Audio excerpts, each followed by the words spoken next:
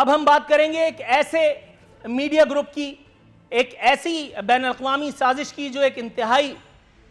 बज़ाहिर बहुत बड़े मौक़र, बहुत ही मारूफ ICJ नामी इदारे के ज़रिए से रचाई गई। इस साजिश में कुछ पहलू हैं जिनकी तरफ आपकी तवज्जो मबजूल कराने की ज़रूरत है। हर दफ़ा की तरह इस साजिश में भी, पिछली मरतबा जो बोल और एग्जैक्ट ग्रुप के साथ जो कुछ हुआ, हर दफ़ा की तरह इस साजिश में भी ICIJ को इस्तेमाल करते हुए जंग ग्रुप के अनमोल रतन यानी मशहूर व मारूफ सहाफ़ी उमर चीमा साहब, इस मरतबा भी उन्हीं का कांधा इस्तेमाल हुआ बोल ग्रुप, एग्जैक्ट और शोएब शेख के खिलाफ इस साजिश को रचाने के लिए। सबसे पहले आपको मैं ये बता दूं कि जो खबरें, जो प्रोपेगेंडा बोल, एग्जैक्ट और शोएब शेख के खिलाफ किया गया, सबसे पहले ये देखने की जरूरत है कि जो मीडिया ग्रुप और जो लोग ये प्रोपेगेंडा कर रहे हैं उनके अपने नामा अमाल में कितनी नेकियां हैं।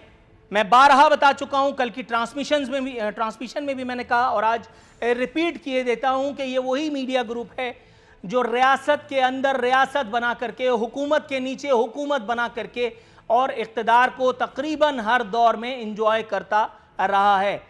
इस मीडिया ग्रुप के ओनर की अगर हम बात कर लें तो मौसूफ को हुकूमतें बनाने से लेकर के हुकूमतें गिराने तक का जो चस्का रहा, जिसका सबूत उन्होंने मुख्तलिफ अदवार में दिया, इनकी ताकत का अंदाज़ा इस बात से लगाइए कि मुख्तलिफ वज़राए आज़म आए, इनसे टक्कर ली, इनको थोड़ा जिच किया और उसके बाद मांडवली हुई और उसके बाद फिर ये जा वो जा। एन रियासत पाकिस्तान के कल्ब में बैठ करके हुकूमती इदारों के नाक के नीचे अमन की आशा नामी एक इंतहाई ऑब्जेक्शनेबल मुहिम का आगाज हुआ। तमाम अतराफ से इसके ऊपर तबर्रा हुआ, चांदमारी हुई,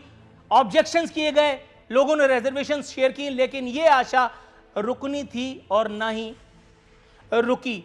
ये वही मीडिया ग्रुप है जो एक मर्तबा फिर, पिछली मर्तबा भी ये बात मैं कह चुका हूं, एक मर्तबा फिर उन बातों को दोहराने की कोशिश करूंगा, जब कभी भी मीडिया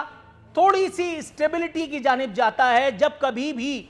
यहां मामलात इस तरह से आते हैं कि यहां लोगों को जॉब क्रिएशन हो, यहां लोगों की तनख्वाहें मामूल के मुताबिक मिले, यहां आजिर और अजीर के दरमियान ताल्लुक में वो जो एतमाद की कमी या उसका फुकदान कह लीजिए, वो जो भी आ चुका है, उस गैप को जब फिल इन किया जाने लगता है, जब लोगों के आंसू थोड़े पुछने लगते हैं, तब जाकर के कहीं इस तरह की कोई चीज, जिस दिन से बोल का आगाज हुआ उस दिन से लेकर के और आज तक सिर्फ एक मीडिया ग्रुप है जिसे बोल, एग्जैक्ट और शोएब शेख हजम नहीं हो रहे। उनकी नाक के नीचे उनकी अपनी सैकड़ों कंपनियों में मुलाजमीन को तनख्वाहें मिले या ना मिले, लेकिन यहां एग्जैक्ट के साथ, बोल के साथ और शोएब शेख के साथ उन मामलात को जिनका जमीनी वजूद है या नहीं, यह आसमान पर अल्लाह रब्बुल इज्जत की जात जानती है या जमीन पे इदारे। कुछ तारीखी हकायक आपको बताता चलूं। बैन अल-अक़वामी कानून के माहिर हैं मर्क थॉमस, ये मौसूफ लिखते हैं कि मीर शकील और मीर इब्राहिम मुल्क दुश्मन सहाफ़ी डेक्लन वॉच से मिलकर शोएब शेख के खिलाफ माजी में भी झूठी खबरें छपवा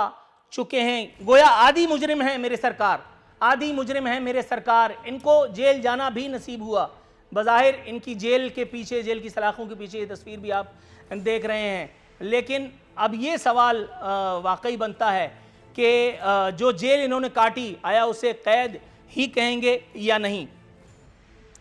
मर्क थॉमस मजीद कहता है कि इसी केस में उमर चीमा ने FIA को FBI की जाली दस्तावेजात, FBI, ये KMC वापडा की बात नहीं कर रहा, FBI की जाली दस्तावेजात फराहम की, जो बाद में FBI ने झुटला दी। अब आप देखिए कि आला तरीन झूठ का अगर बैन अल-अक़वामी एजाज किसी को दिया जाना चाहिए तो इसका फैसला मैं आप पे छोड़ता हूं कि वो कौन हो सकता है।